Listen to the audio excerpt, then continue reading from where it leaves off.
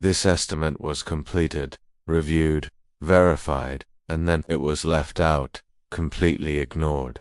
By the end of this video, you'll see how a critical intelligence assessment was quietly excluded from high-level briefings, and what that single omission changed forever.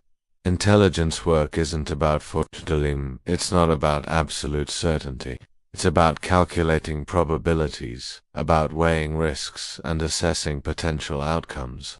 It has a messy business of piecing together fragments of information from scattered sources to create the most likely picture of the future. Analysts work with whispers, intercepted communications, satellite imagery, and human sources on the ground. They are trained to identify patterns, to connect dots that seem unrelated, and to challenge their own biases. And sometimes, what matters most in this world of secrets and shadows is not what is included in the final report, but what is missing. A single piece of analysis, a dissenting opinion, a warning that doesn't fit the desired narrative. Its absence can be more powerful than any lie, because when information is left out, it doesn't just create a gap in knowledge, it creates a false sense of security. It allows a single, often optimistic, version of events to dominate, silencing the quieter, more cautious voices. It's the ghost in the machine of decision-making, an unseen force that shapes outcomes without ever being acknowledged. This is the story of one such ghost.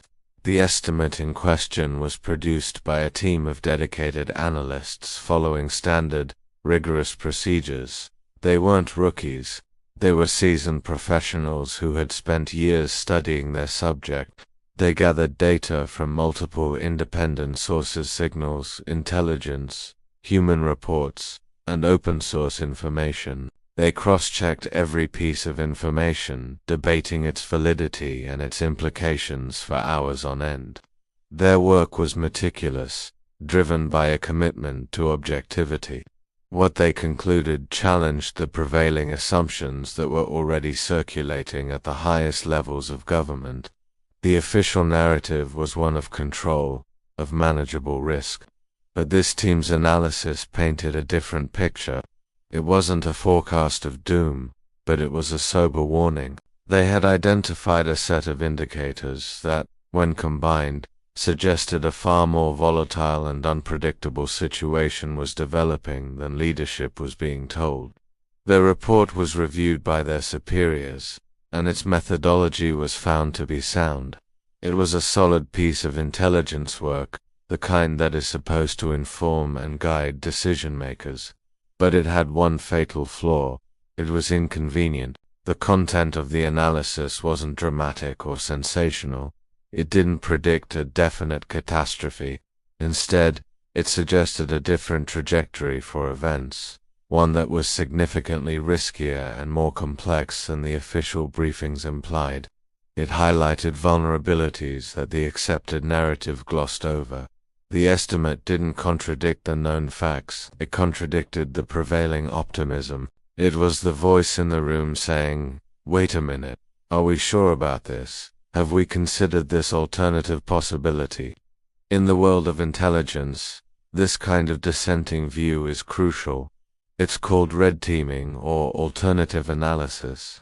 Its purpose is to pressure test the dominant theory, to force leaders to consider the what-ifs. A healthy intelligence process embraces these challenges. It understands that overconfidence is the enemy of good judgment, but in this case, the analysis was seen not as a valuable check on assumptions, but as an unwelcome complication. It was a discordant note in a symphony that was supposed to be harmonious. The official line was clear, the strategy was set, and this report threw a wrench in the works. It didn't offer a simple solution. It only presented more problems to consider. The moment of exclusion was quiet and undramatic. There was no heated debate, no formal rejection. When the time came to prepare the summaries for the top decision-makers, the streamlined briefings, that condensed mountains of data into a few key points, this particular estimate was simply removed. It wasn't marked as false or discredited. It was just deemed unnecessary, peripheral. Perhaps the person compiling the summary thought it would muddy the waters, or that it was an outlier that didn't warrant the attention of senior leaders. The briefings moved forward without it. The key decision-makers never saw it. They proceeded with their plans, armed with a picture of the world that was incomplete. They were operating with a blind spot they didn't even know they had. The system that was designed to provide them with the fullest possible understanding had been filtered.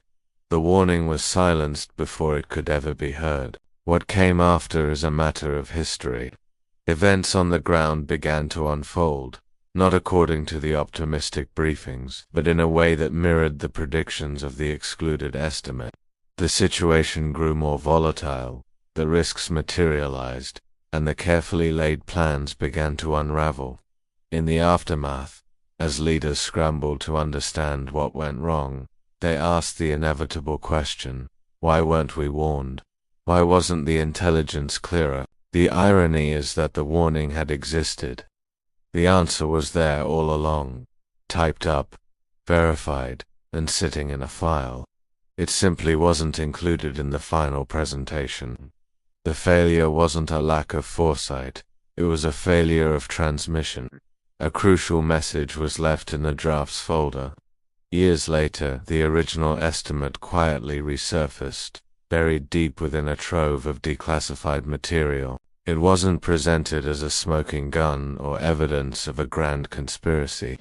It was referenced almost as a footnote, a historical curiosity. But for those who knew what they were looking for, it was a stunning revelation. It wasn't evidence of an intelligence failure in the traditional sense. The analysts had done their job correctly. It was evidence of omission. It showed how the process itself, the human system of summarizing and briefing, could filter out vital information, shaping decisions through absence. The story wasn't about what leaders were told, but about what they were not told. The consequences of this are profound. We often think of intelligence as failing only when it's wrong, when it misses a signal or misinterprets data. But this story shows us that intelligence also fails when it's right, but ignored. It fails when it's filtered, sanitized, or tailored to fit a pre-existing narrative. When the system prioritizes comfort over truth, it sets itself up for disaster. A culture that punishes or sidelines inconvenient analysis is a culture that is flying blind. The most dangerous threats are often the ones we refuse to see. When we look back at history, we often blame bad decisions on flawed leaders or faulty logic. We less often notice the missing information that might have led to a different choice. We see the path taken, but we rarely see the paths that were closed off because a crucial piece of the map was deliberately or unconsciously hidden.